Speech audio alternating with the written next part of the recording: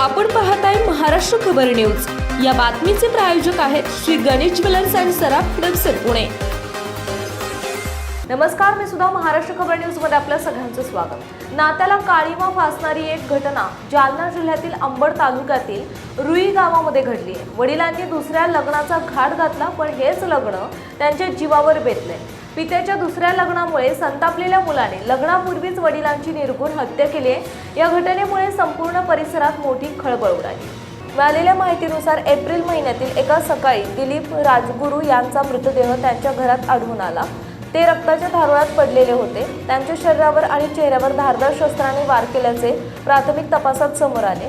घटनेची माहिती मिळताच पोलीस आणि फॉरेन्सिक पथक तात्काळ घटनास्थळी दाखल झाले।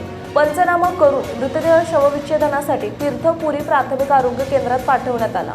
या प्रकरणाचा तपास करताना पोलिसांनी काही तासातच संशयितांना ताब्यात घेतले। तपासात मृत व्यक्तीचा मुलगा विशाल उर्फ विलास राजगुरू वय 19 याने ही हत्या केल्याचं समोर आलं आहे। त्याच्यासोबत एका अल्पवयीन मुलालाही ताब्यात घेण्यात आलंय। दोघांनी गुन्ह्याची कबुली दिल्याची माहिती पोलिसांनी दिली।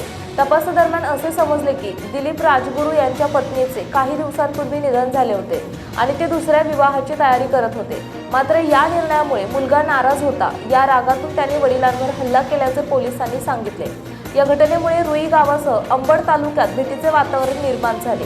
कौटुंबिक वादातून घडलेल्या या प्रकारामुळे नागरिकांमध्ये चिंता वाढली असून पोलीस या प्रकरणाचा अधिक तपास करत आहेत। आपण पाहताय महाराष्ट्र खबर न्यूज। या बातमीचे प्रायोजक आहेत Shri Ganesh jewellers and Saraf Hadapsar Pune.